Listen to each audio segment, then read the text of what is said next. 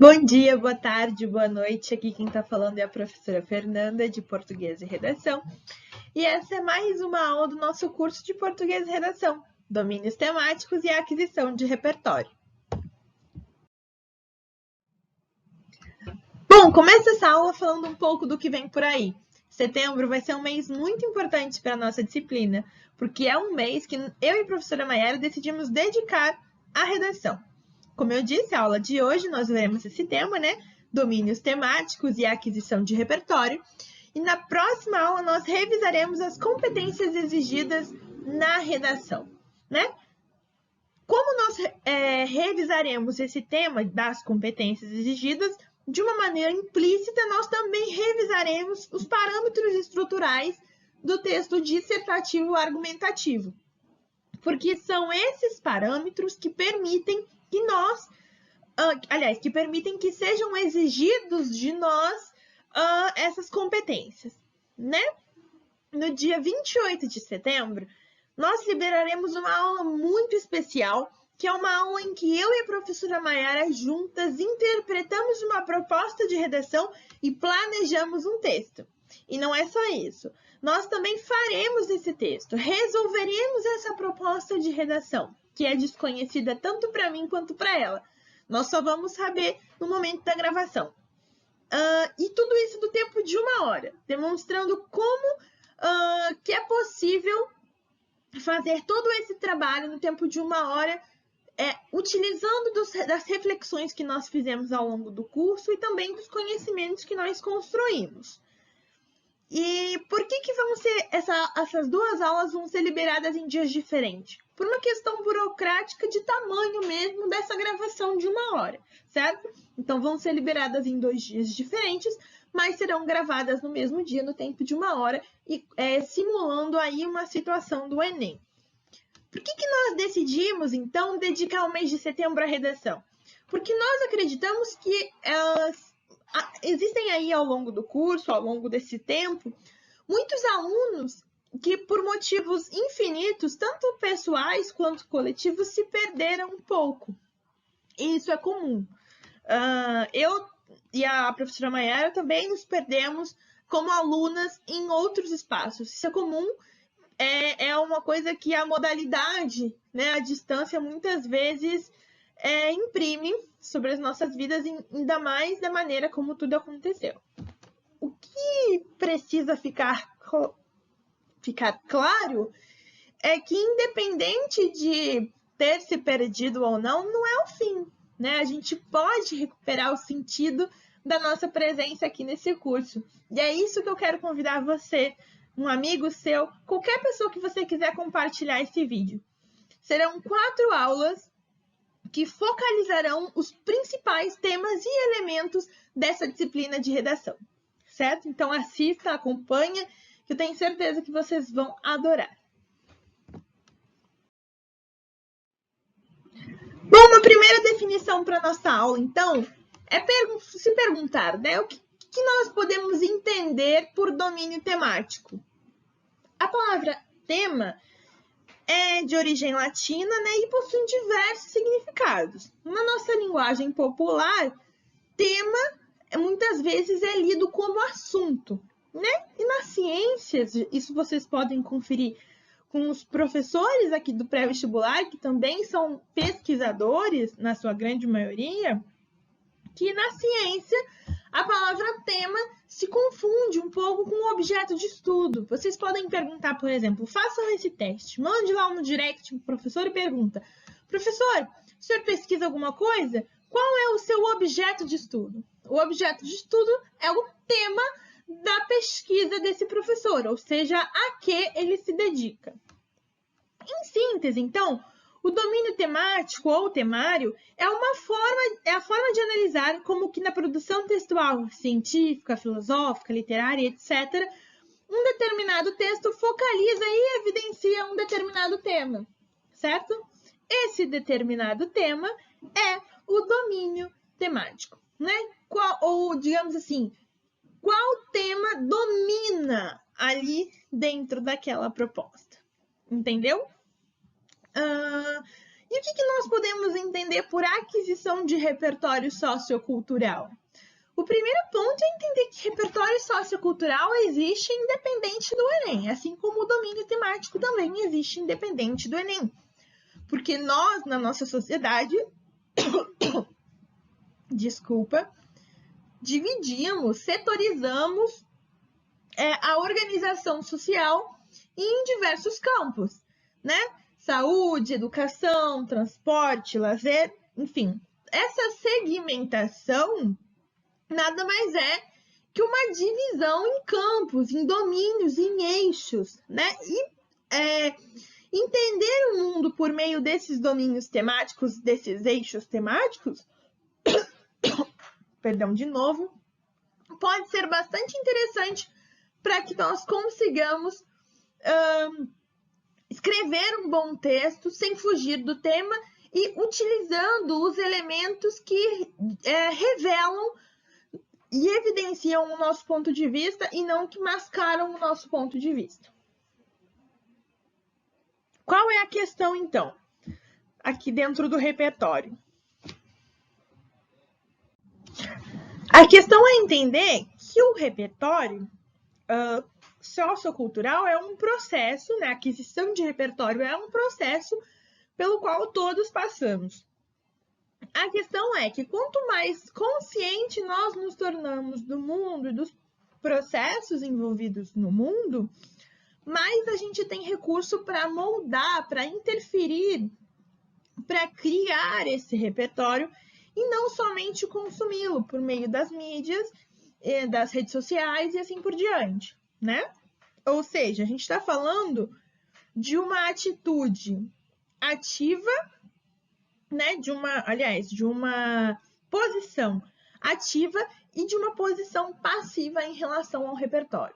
E é justamente a consciência de mundo e dos processos envolvidos nele que nos permitem ser mais ativos, certo?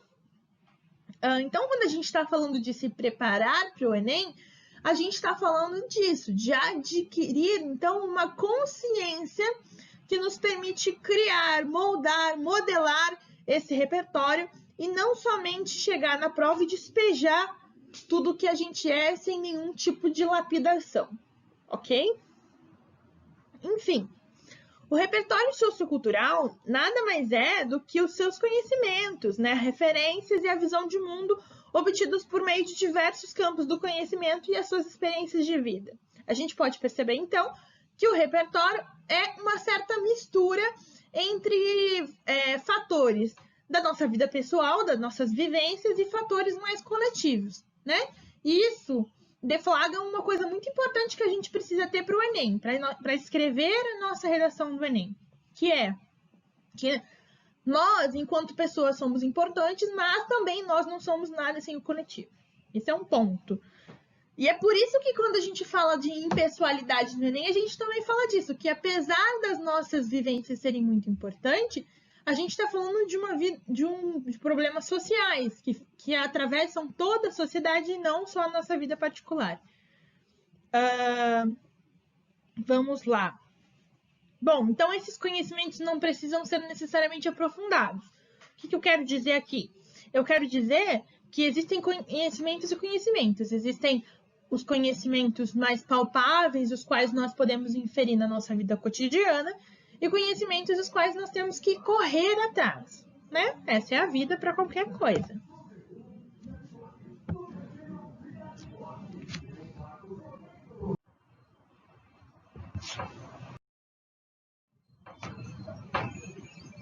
Começando então com os domínios temáticos, que podem ser também eixos temáticos ou campos temáticos.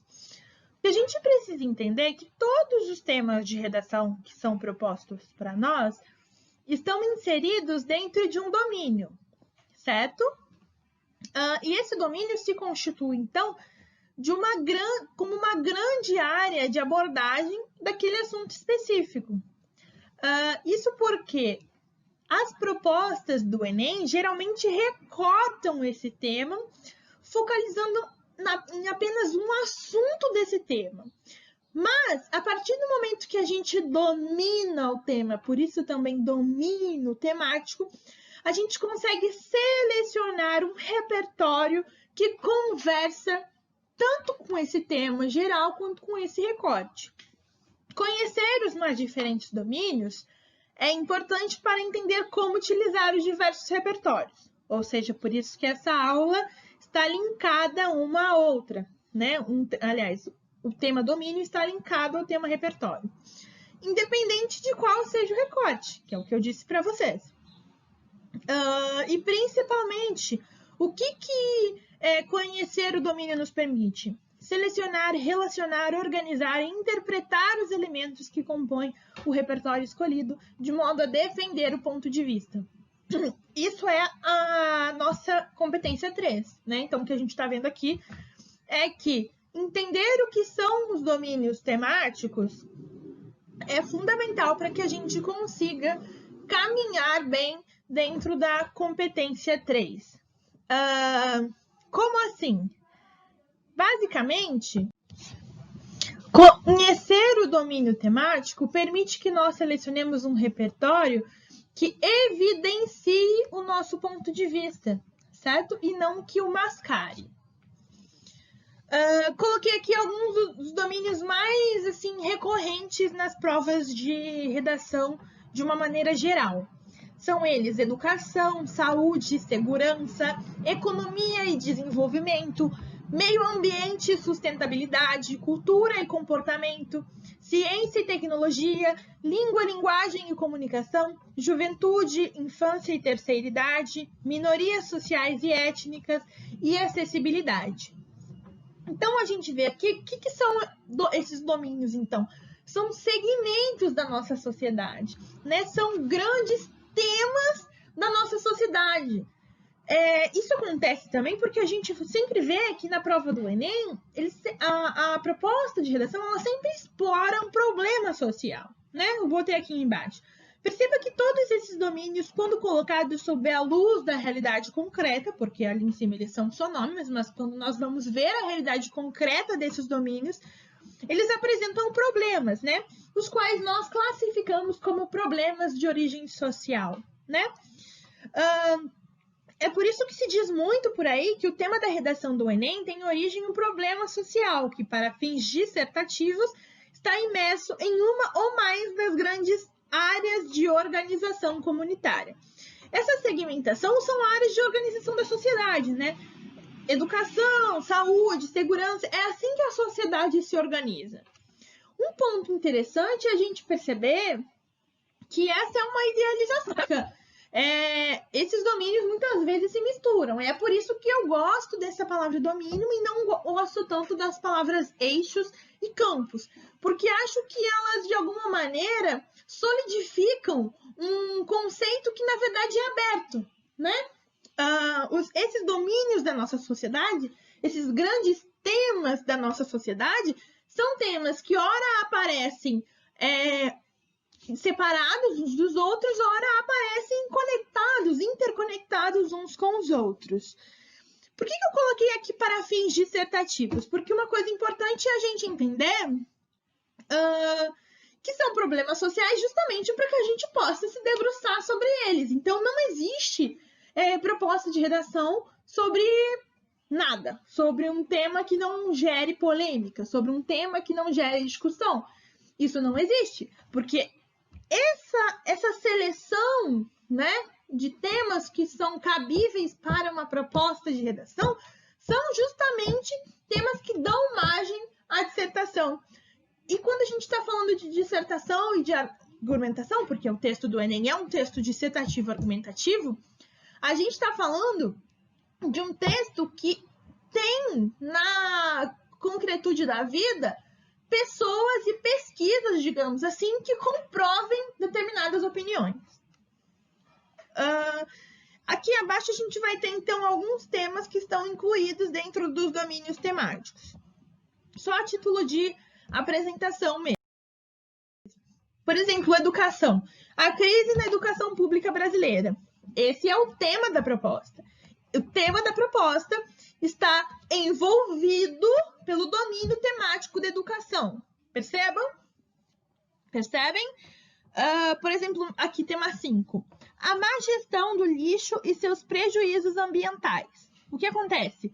Esse tema de proposta está envolvido no domínio temático do meio ambiente e sustentabilidade, certo?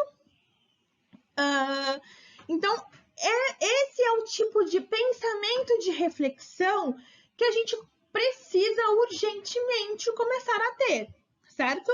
Que determinados temas de redação, aliás, a gente precisa olhar para o tema de redação e saber a que domínio ele está subjugado. E é importante também que a gente não se feche dentro dessa interpretação, porque, como eu disse, existem temas que, digamos assim, são afetados por determinados domínios, mas também são afetados por outro. E aí a gente precisa também começar a ter um olhar de entender que tema predomina ali, né? Eu botei aqui, o entendimento-chave é perceber que os domínios pré-selecionam um repertório a ser utilizado. Logicamente, pode ocorrer de um tema abordar mais de um domínio. Eu acabei de falar. No entanto, a gente precisa estabelecer prioridades temáticas, a fim de desenhar combinações que respeitem a predominância temática determinada pela proposta. A gente tem que escrever uma redação que dialogue com o que foi proposto, certo? Que não dialogue, mas que, aliás, que seja, como eu posso dizer, correspondente, né, com o que foi proposto. E apesar dessas ciladas aí que essa prova coloca pra gente.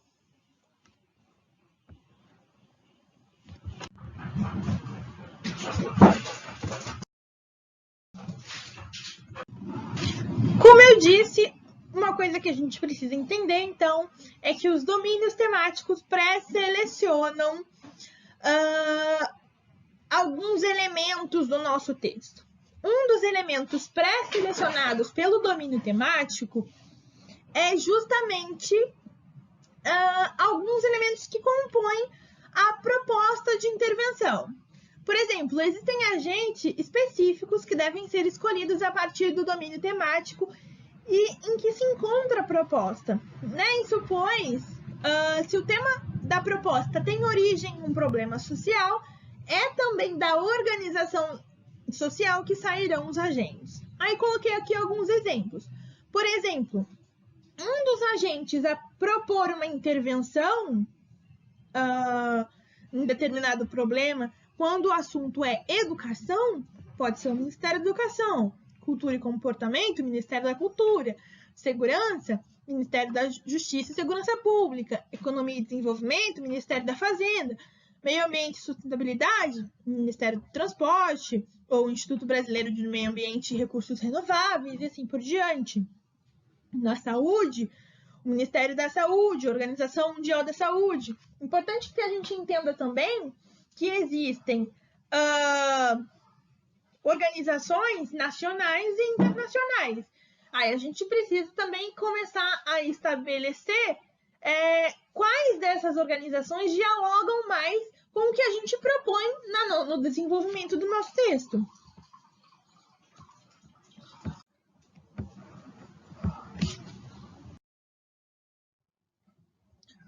Outra coisa que também é selecionada pelo domínio é o nosso arsenal comprobatório, né? Que eu estou chamando de arsenal comprobatório, eu estou falando de citações, dados e uma série de outros elementos que funcionam como comprovação do nosso ponto de vista. Importante que a gente também não utilize como arsenal comprobatório a mesma coisa que a gente utiliza como agente. Até porque, para a gente poder comprovar na nossa redação que os pensamentos e pesquisas acerca de um determinado tema não vêm somente do setor público, mas também de organizações populares que viabilizam um estudo desse tema para deflagrar desigualdades sociais e assim por diante. Por exemplo, educação, botei aqui o INEP, né? O IBGE, a ONU, Cultura e Comportamento, o SIC, o IBGE, ONU. Todas essas siglas vocês podem buscar no Google e ver que são institutos de pesquisa estatística e assim por diante relacionados a esses assuntos. Economia e Desenvolvimento, o IPEA, IBGE, ONU. O IBGE está no top 10, né? No top 3, digamos assim, de quando a gente fala em estatísticas e dados para nossa redação.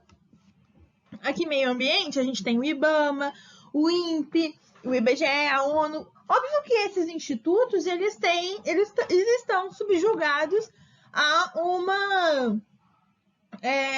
uma gestão, digamos assim, nacional, né? Por isso que a gente fala que é um instituto nacional.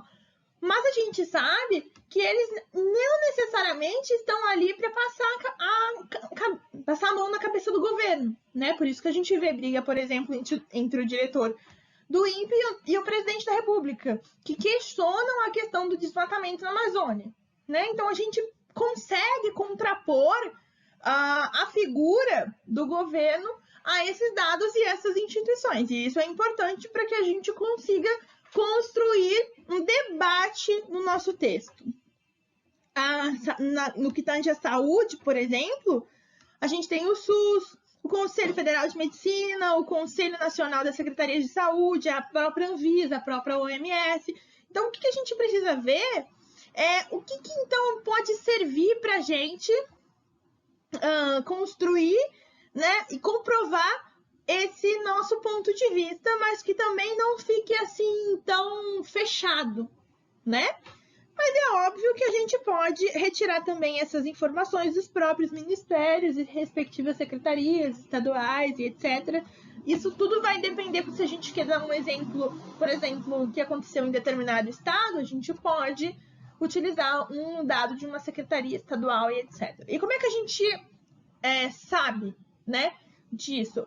A partir da construção do nosso repertório, a partir das nossas pesquisas. Na medida que a gente pesquisa, a gente tem mais domínio de determinado tema e consegue reconhecer na proposta de redação que tema a gente precisa debater ali naquela redação.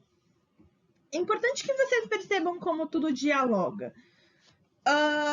Outra coisa aqui que eu não coloquei, por exemplo, que faz parte também do arsenal comprobatório, que não está aqui, são leis, né? As leis, de uma maneira geral, Declaração dos Direitos Humanos. Esses documentos são documentos que precisam fazer parte do repertório sociocultural de vocês. Vocês precisam conhecer, ok? Estou preparando o material, vou liberar um material de comentário em cima dessa declaração e de algumas leis que são importantes para a gente no que tange de redação. Bom, vamos lá. No que diz respeito às redações, algo para se chamar a atenção é que existem citações que têm maior poder de alcançabilidade em relação a outras. Como assim alcançabilidade? Ou seja, existem citações e leis que são mais gerais, ok? E por isso elas podem ser usadas em diferentes temas. Por exemplo, quando a gente vai, independente do tema, isso é muito comum que as pessoas sempre façam propostas de intervenção relacionadas à educação e à cultura. Por quê? Porque a educação, a gente não está falando só de uma educação formal, a gente tem educação financeira, educação sexual, educação artística. Educação é um tema amplo, de uma maneira geral, né? E de cultura, porque a cultura é o que permite que algo se perpetue na nossa sociedade. Então, a partir do momento que a gente interfere na cultura, a gente também está interferindo numa forma de pensamento social.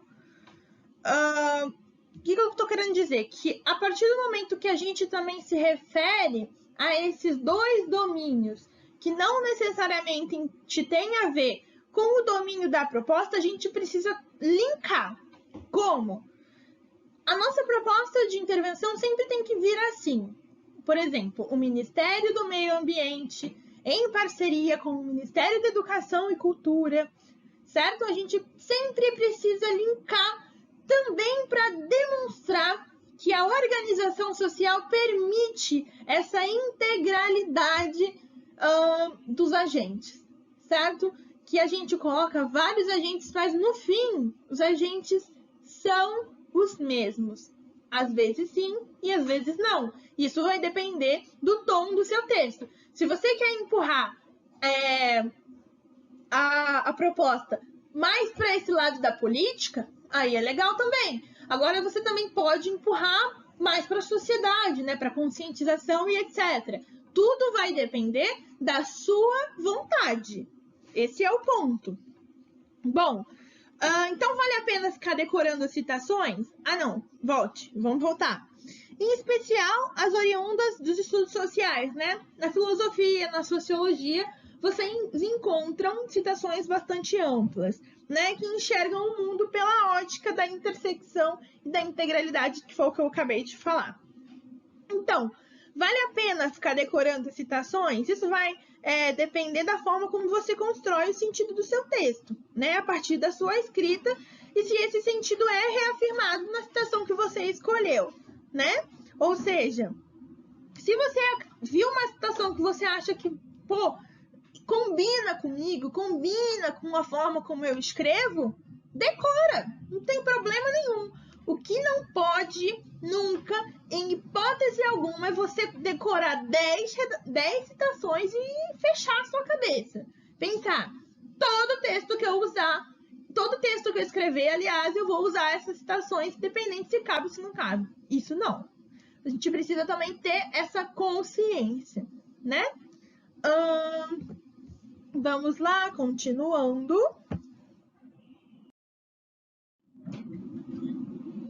Coloquei aqui algumas citações-chave, né? E como que a gente deve utilizá-las. O primeiro ponto é perceber que as situações concebem o mundo de forma generalista. Essas citações-chave, né?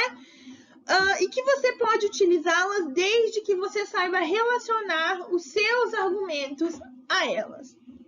Uma coisa importante é você sempre fazer um teste, né? Para ver se essa citação dialoga com a sua tese e não só com o tema. Porque não adianta dialogar só com o tema. Tem que dialogar com o que você está defendendo, ok? Coloquei aqui várias citações. Paulo Freire, artigo da Declaração Universal dos Direitos Humanos, Nelson Mandela, Simon Bowman, Mahatma Gandhi, Augusto Cury, Antônio Lobo Antunes. Coloquei algumas citações, mas isso tudo é pessoal. Vai vir a partir da criação de um autor que vocês estão fazendo, estão criando nesse ano, né? Vocês estão aprendendo a escrever e estão se concebendo como autor. Então, você vai ver o que combina mais com o seu texto, com a sua forma de escrever. O que a gente precisa focalizar nessa aula? É que os domínios temáticos pré-selecionam citações, agentes e beneficiários da proposta. Não adianta você fazer uma proposta de saúde e os beneficiários serem os professores, certo? Num tema que estou falando da permanência das doenças sexuais transmissíveis. Tem que ter lógica, ok? Tem que ter lógica, tem que ter progressividade. Essa é a questão. E as fontes que também você usa, tudo isso está pré-selecionado ao domínio temático. O desenvolvimento, a parte criativa e argumentativa, ela não está necessariamente pré-selecionada pelo tema, porque isso não tem a ver tanto com a parte dissertativa do texto, né? Com a parte que você busca mecanismos externos para comprovar o seu ponto de vista. Pelo contrário, isso tem a ver com a argumentação propriamente, que é o seu argumento, que você pensa que pode defender aquilo, que é um argumento bom para você defender o seu ponto de vista. Coloquei aqui uma dica importante que eu sempre dou para os meus alunos. Peguem 12 folhas sulfites. Se vocês tiverem condições, pode fazer no finalzinho do caderno também, 12 folhas sulfites, que podem ser no final do caderno ou avulsa. E em cada uma dessas folhas, vocês escrevam o nome de um domínio. Por exemplo, acessibilidade, sustentabilidade. Cada folha vocês escrevam o nome de um domínio e pintem esse nome com uma cor diferente. A gente aí também pensa numa caixinha de lápis de cor de 12 cores. Então, cada domínio você pinta com uma corzinha diferente. E o que você faz? A 12ª folha você deixa em aberto. Você coloca essas citações, fontes e agentes que são agentes-chave, né, que funcionam para vários tipos de tema. Você pode utilizar a cor cinza, por exemplo, que é uma cor mais neutra. E aí você começa a andar com esses lápis de cor para todo lugar que você for, onde você for ler, por exemplo. E demarca nos seus textos, no Facebook, se você ver alguma coisa, anota lá com um lápis de cor referente à cor desse domínio. Não sei se ficou claro, mas depois vocês podem me mandar uma mensagem perguntando como é que funciona esse macete. Mas era algo que eu fazia. Eu lembro que uma vez ganhei um estojo de lápis de cor da minha avó super baratinho, acho que foi R$6. E eu falei, meu Deus, o que eu vou fazer com isso? Como é que eu vou explicar para minha avó que não se usa lápis de cor no pré-vestibular? E, na verdade, eu tive essa ideia e comecei a utilizar as cores para demarcar os domínios, certo? Então, acho que pode ser uma ideia interessante para vocês. Bom, no que se refere à aquisição de repertório, né, a gente precisa entender que esse é um processo ininterrupto e independente do Enem. Como eu falei anteriormente, né, a aquisição de repertório, de uma maneira geral, é fruto das nossas percepções do cotidiano, né? Mas quando a gente pensa no Enem, a gente está pensando em um repertório sociocultural socialmente privilegiado, né? A gente não está pensando num repertório cultural nosso, pessoal, mas num repertório sociocultural coletivo, né? Aí a gente vai ter várias terminologias, por exemplo, memória coletiva, história coletiva. Por quê? O coletivo permite, né, essa terminologia do coletivo permite que a gente trabalhe os problemas de uma maneira social, de uma maneira plural, né, que fale de todos os indivíduos. E a palavra que diferencia aqui a questão do repertório sociocultural para um repertório sociocultural pensado para o Enem é algo que seja produtivo, ou seja, que seja capaz, certo, de estabelecer conexão com o nosso ponto de vista, que produza sentido a partir das relações que estabelecerá com o nosso texto e também o contexto global e mundial. Uma coisa que a gente precisa entender quando a gente fala de repertório sociocultural produtivo. Bom, vou repetir o que eu falei. Como assim produtivo, né? Digo que produz sentido a partir das relações que estabelece entre o texto e o contexto. Vejam que o texto em si, ali, é a parte criativa, onde você vai colocar os seus argumentos ali na hora e tudo mais. E essa é a parte criativa do texto, mas tem também um contexto que é externo a você, de leis, de conceitos, de grandes pensadores, né? Esse contexto que é global, que é mundial, é a parte objetiva do seu texto. Por isso que a proposta é que seja escrito um texto dissertativo argumentativo, ou seja, que misture tanto a parte criativa das suas ideias, do seu ponto de vista, com essa parte objetiva, que é nada mais, nada menos do que um arsenal de informações que estão aí espalhadas no mundo, que servem para que você comprovem o seu ponto de vista. E isso está relacionado à competência 2, né? Que é compreender a proposta de redação e aplicar conceito das várias áreas de conhecimento para desenvolver o tema dentro dos limites estruturais do texto dissertativo argumentativo. Vamos pensar o seguinte: a gente precisa, quanto mais repertório sociocultural a gente tem, mais domínio dos temas a gente tem. Maior é a chance da gente compreender a proposta e maior é a chance da gente utilizar diferentes temas, aliás, associar os temas, né? Para falar de um tema que é o tema maior do texto e saber selecionar, relacionar, organizar e interpretar os elementos do nosso repertório em favor do que a gente quer dizer. Aí se conecta com a competência 3. Tá vendo como o Enem é uma prova toda abraçada?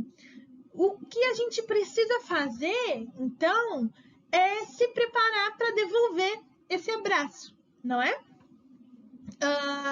Repertório sociocultural, então, é saber várias áreas, saber sobre várias áreas do conhecimento, como história, filosofia, sociologia, economia, cultura, dentre outros, além daquilo que é adquirido ao longo da vida por meio das experiências individuais. Mas perceba que as nossas experiências individuais não se sobrepõem às experiências e percepções coletivas, né? Que estão aí emblematizadas nesses grandes nomes, nas pesquisas e tudo mais. E perceba também como que, no geral, isso tem a ver com as ciências humanas, né? Então, se você não gosta de ciências humanas, esse é um bom momento para você começar a gostar. Ok. Continuando. Como que você pode melhorar o seu repertório sociocultural? Então, aqui vão algumas dicas. Ler, né? Eu sempre falo isso. Que a leitura, ela permite a criação não só de uma memória linguística, mas também conteudística, né? Uma memória de conteúdos que são fundamentais para que você comprove o seu ponto de vista. Observar, perceber o mundo, né? A percepção do meio é fundamental para que você note como se organiza a sociedade, com quais temas ela lida melhor e o que causa discordância entre os seus participantes, né? Diversifique a sua vida, né? Saia da sua zona de conforto, do seu mundo particular e busque conhecer novas formas de organização social, cultural, religiosa e política. Esse é um ano que vocês têm que buscar se diversificar mesmo. Ver documentários, filmes e séries, dá principalmente preferência àqueles que são premiados por roteiro, né? Ou seja, aqueles que contam boas histórias, reais ou fictícias, mas que sejam provocadores de pensamento, né? Busque explicações com alto poder de alcançabilidade. Essa também é uma chave muito importante para a gente descobrir quais são essas. Aliás, escolher, né, dentro do nosso perfil de escrita, quais são as citações coringa para nós. Outro ponto, dedicar a se manter informado não só pelos meios convencionais, mas também pelos meios não convencionais, né, como podcasts, por exemplo, e navegar também pelo universo da contracultura. A gente precisa perceber que existem meios de divulgação cultural que falam de uma cultura que perpetua, não é a palavra, perpetua, melhor dizendo, preconceito, estigmas e assim por diante. Então, a gente precisa também procurar na contracultura, ou seja, no jornalismo, na arte, na música, pessoas e organizações que defendam a implementação de uma nova cultura, de uma cultura plural, entendem? Então, acho que esses são os pontos da nossa aula de hoje. O nosso roteiro de estudo está vago, por quê? Porque qual que é a questão? Eu queria que vocês assistissem essa aula várias vezes e começassem a fazer essa proposta que eu dei para vocês. Qual, então, que é o roteiro de estudo? É fazer aquelas 12 folhinhas que podem ser no final do caderno ou separadas, mas que vocês comecem a desenhar essa coisa do domínio temático, selecionar citações que combinem com vocês, testarem as citações nas redações que vocês vão escrever. De nada adianta fazer tudo isso sem testar. Chegar lá na prova do Enem e falar, mas eu achei que dava. Meu, como assim? Você tem que testar. Essas redações que nós propomos nada mais são que testes, para que vocês testem a maneira de escrever de vocês. E aí, o que eu falo sempre, né? Muita leitura e buscar esse movimento contínuo de aquisição de repertório. Por hoje é só. Cuidem-se, fiquem em casa, se possível, né? Usem máscara se forem sair. E façam tudo direitinho para não serem contagiados com coronavírus, para que a gente possa voltar a estudar logo, logo. Tá bom? A estudar presencialmente, né? Muito obrigada e tchau, tchau.